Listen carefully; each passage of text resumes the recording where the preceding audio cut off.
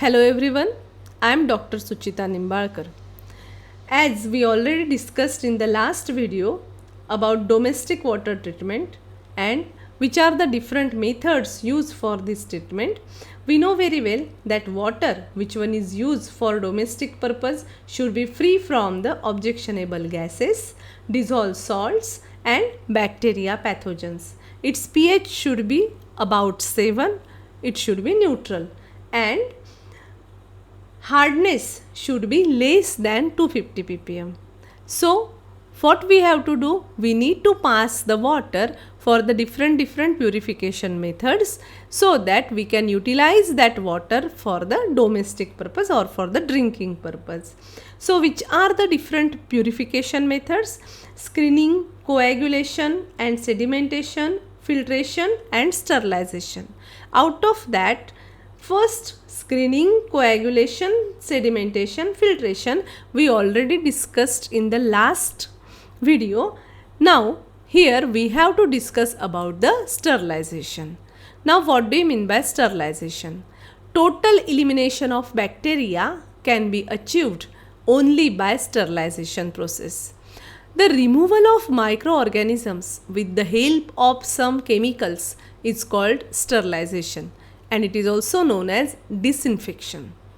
Water is sterilized by the following method. Now what is the first method of sterilization of water? That is the boiling. Second is the chlorination. Third method is ozonization. Fourth is aeration, and fifth method is UV rays.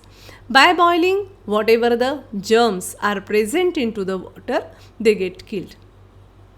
By chlorination, in the chlorination we have to use the different kinds of chlorination. Chlorine means we can utilize chlorine gas, we can utilize bleaching powder, we can use chloramine, and by which also we can kill the germs.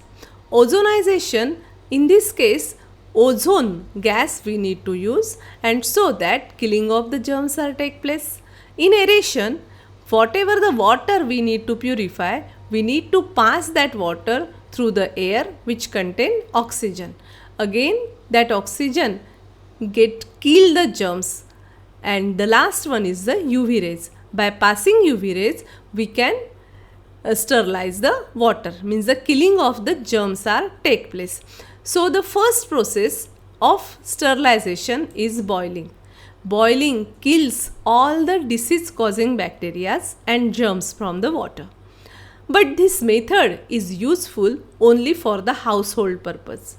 Why? Because it is very expensive for the water work. What happens exactly if someone get ill in our house? Then for him or her self we have to boil the water. Why? Because it need more fuel for boiling, and due to that we can say that it is very expensive process. Means we can utilize this boiling sterilization method for the small scale or only for the household purpose. We can't use it for the large scale. Then second one is the chlorination. Now chlorination of water is carried out by following method. We can utilize chlorine gas for chlorination, we can utilize bleaching powder for chlorination, or we can use chloramine for the chlorination. There are different processes by which we can do the chlorination. First we are going to discuss about the chlorination by chlorine gas. It is strong germicide and it is very cheap. It is directly used as a gas or in the form of chlorine water. When it reacts with water, it forms nascent oxygen and hypochlorous acid. Both are strong germicide. Now this chlorine, when react with water, it is giving you HOCl. HOCl is the thing but the hypochlorous acid.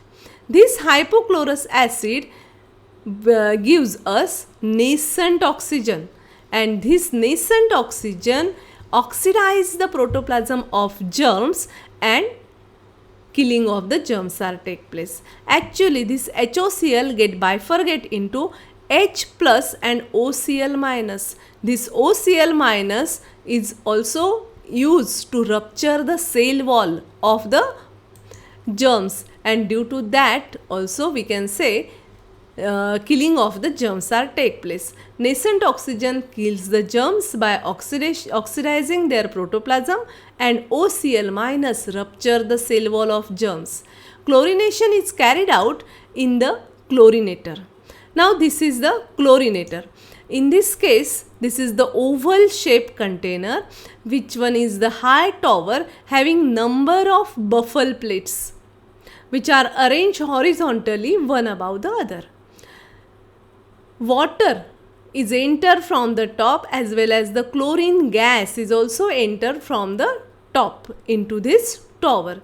During its downward journey, they mix with each other, and as these buffle plates are there, we can say that water and chlorine gas get mixed properly.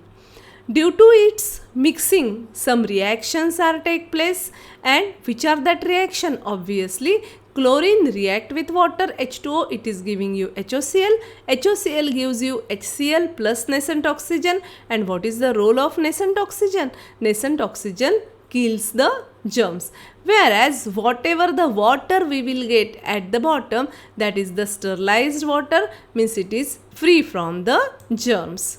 Now, which are the advantages of chlorination? First, it is economical. Why? Because very less cost is there.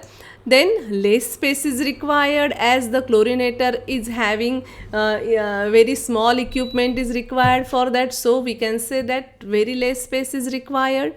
Then chlorine is easily available in the market, and so these are the advantages, but it having some disadvantages also. Now, which are the disadvantages of chlorination? First, if excess amount of chlorine will be present into the water, it produce unpleasant taste and odor in the water. As we know that sometime whatever the municipality water sent to our house, it gives us the unpleasant taste, pungent taste or the smell, and that is due to the excess amount of chlorine. Means if the excess chlorine is there, unpleasant taste and the odor in water is take place. Excessive quantity causes irritation on the mucous membrane of the mouth, and if we drink that water which having the excess amount of chlorine, it irritates somewhat to the mucous membrane of our mouth.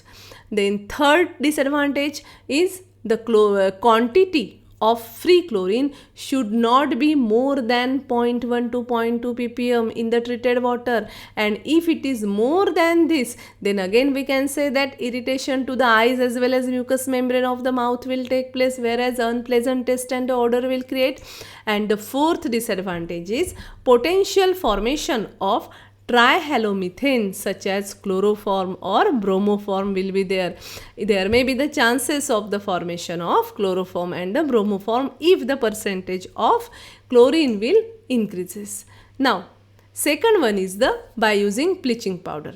How we can do the chlorination? By using bleaching powder.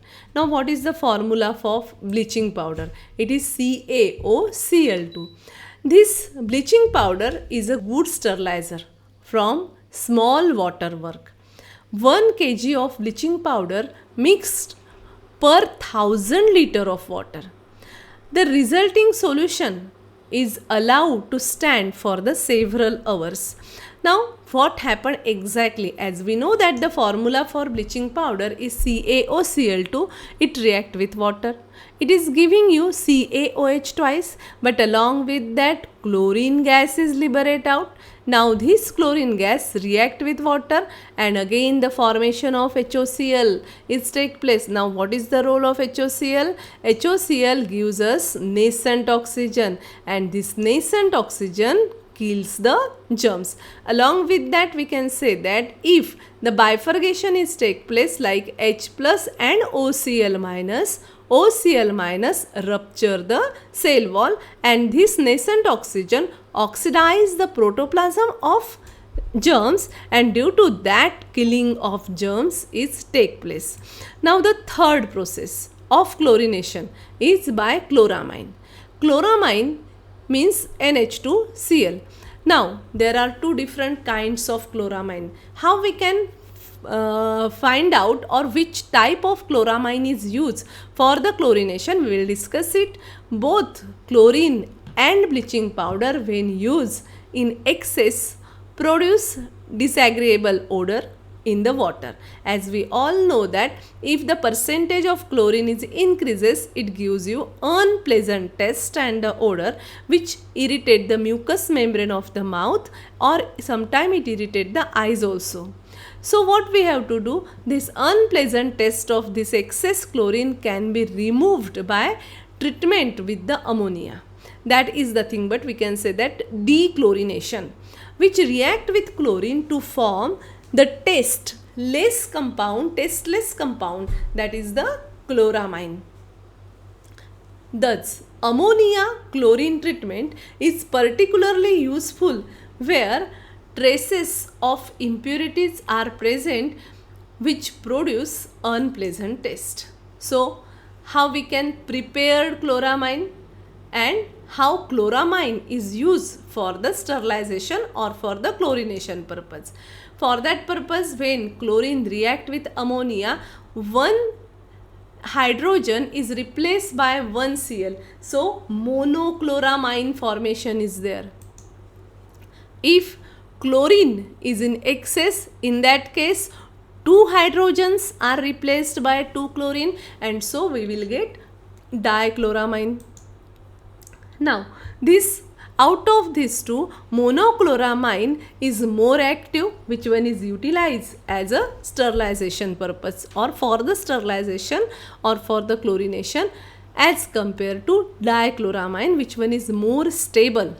So, what happened exactly here? NH2Cl means monochloramine react with water, and again the same product we will get, that is the HOCl. Everybody is aware about HOCl, that is the hypochlorous acid, which gives you H plus and OCl minus. OCl minus rupture the cell wall, and then nascent oxygen, which one is formed, which oxidize the protoplasm, and killing of the germs is take place. HOCl gives you nascent oxygen. Nascent oxygen kills the germs, means it oxidizes the protoplasm, and due to that killing of the germs is take place. Now actually there are two different type methods of the chlorination. First is the superchlorination and another one is the breakpoint chlorination. Now what do you mean by superchlorination? Superchlorination means as we don't know exactly the amount of water. For example, well, we don't know how much water is present into the well. So what we have to do? We are just adding a sufficient amount of chlorine into the water. So maybe sometime that chlorine is in excess, sometime that chlorine is in very less quantity. So if that is in excess, and generally we are adding excess of chlorine as per the Indian mentality. So what happen exactly? If we are adding excess of chlorine, obviously whatever the germs are present into the water, along with that whatever the algae, fungi or weeds are present into the well water, they all get damaged and they get killed or removed out. But at the same time, whatever the water we will get from the well, it is having unpleasant taste and smell. It irritates the mucous membrane of mouth. So what we have to do? Before drinking, we need to pass it through for the dechlorination. But instead of that, if we come to know that small amount of chlorine if we added, means whatever the required proportion is there, if we added that proportion, and then due to that killing of the germs are take place, but as no excess of chlorine will be there, sufficient amount of chlorine is present into the water, so no irritation to the eyes or mucous membrane, or no unpleasant taste will be formed, and that process is known as breakpoint chlorination. Now it is most controlled process in which just sufficient chlorine is added to oxidize all organic matter, free ammonia, pathogens and vegetable growth also. The appearance of free chlorine in water must be determined experimentally as follows. If we observe this particular picture, this graph gives us idea that when we plot chlorine dose added against the residual chlorine, what happened first? When the chlorine dose is added, increases. If we increases the chlorine dose, obviously residue is also increases. But at the certain point, though the dose is increases, sudden decrease in the residue is take place. Now why sudden decrease in the residue is take place? That sudden decrease, that point is known as break point. But again, if you are going to add chlorine dose, then again the residue is going on increases.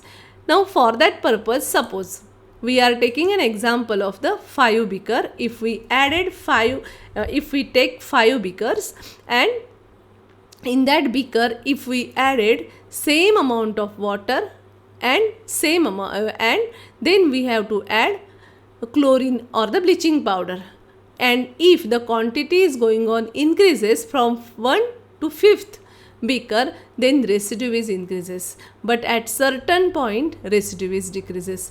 Now when the chlorine is added to the water, after few minutes the residual chlorine is available in the water. It is observed that residual chlorine is less than the amount of chlorine added initially. This is due to the fact that some amount of chlorine is consumed in the killing of bacteria and in oxidation of organic matter. It is found that residual chlorine is increases with increasing the dose of chlorine. At definite chlorine dose, sudden decrease in the residual chlorine is noticed. This is known as break point. After this, free chlorine appears again. This is due to the fact that some organic compounds which resist their oxidation at lower concentration of chlorine get oxidized at breakpoint chlorine concentration. These organic compounds or microorganisms generally responsible for bad taste and odor in the water.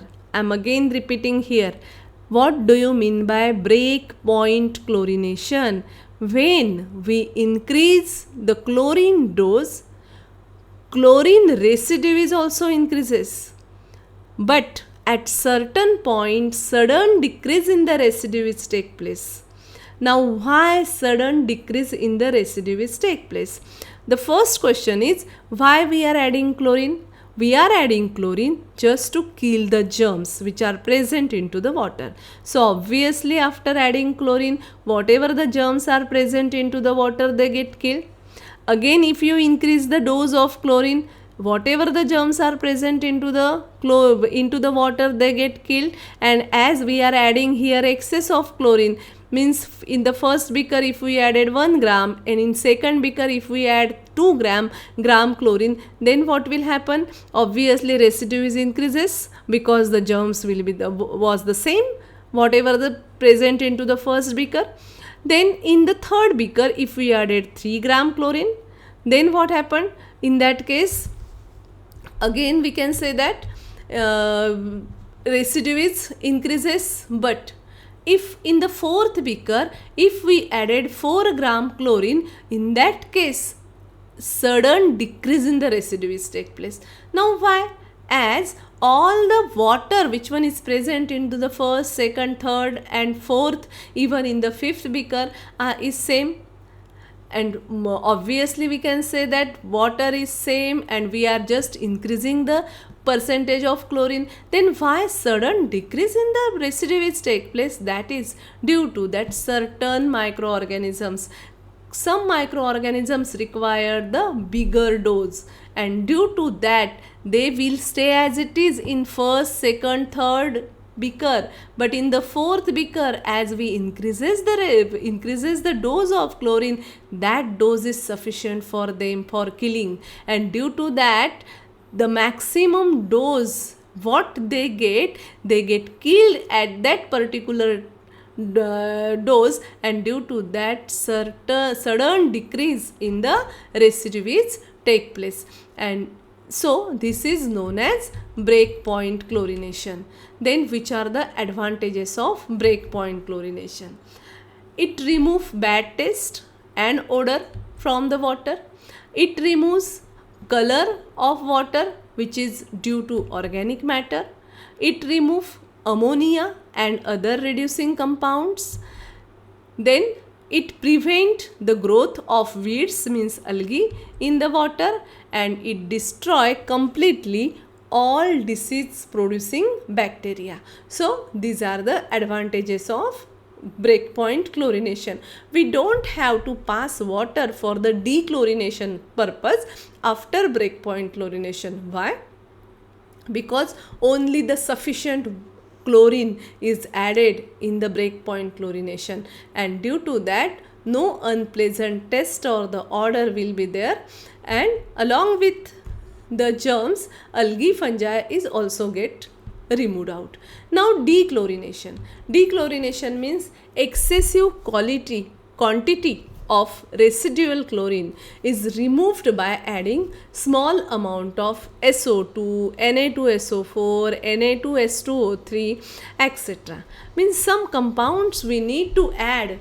For what purpose? Just to remove out the excess of chlorine. Even we can use here ammonia also. Ammonia, if we added in excess of chlorine or the water which contain chlorine, we will get the chloramine. So the first compound which one is used for dechlorination purpose is sulfur dioxide. What happened? As water contain chlorine, which one is excess, if we add SO2 means sulfur dioxide, we will get H2SO4 and HCl.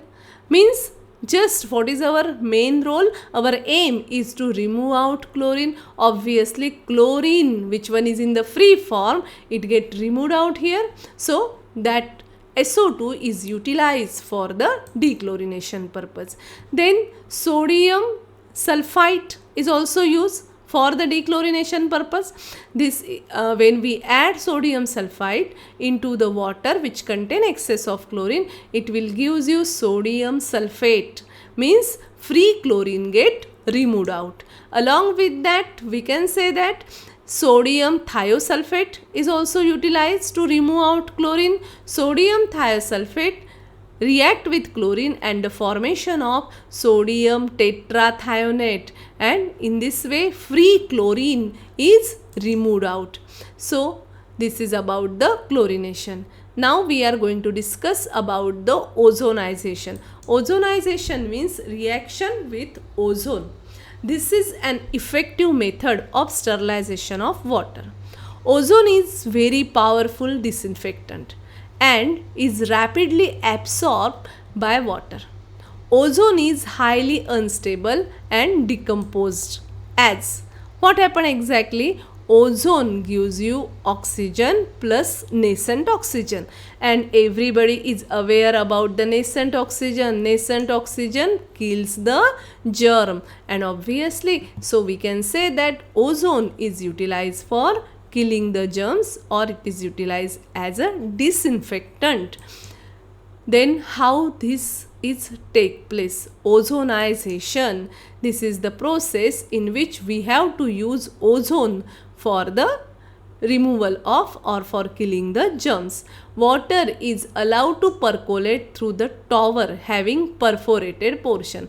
This one is the figure which one is used for the ozonization. This is the ozonizer, this container in which the perforated portion is there. It is the rectangular container. Ozone allowed to enter from the bottom. As this is the gas, we can enter it from the bottom, so it goes up. As we are adding water, impure water from this inlet, and the ozone react with this water, and we know very well which reaction is take place.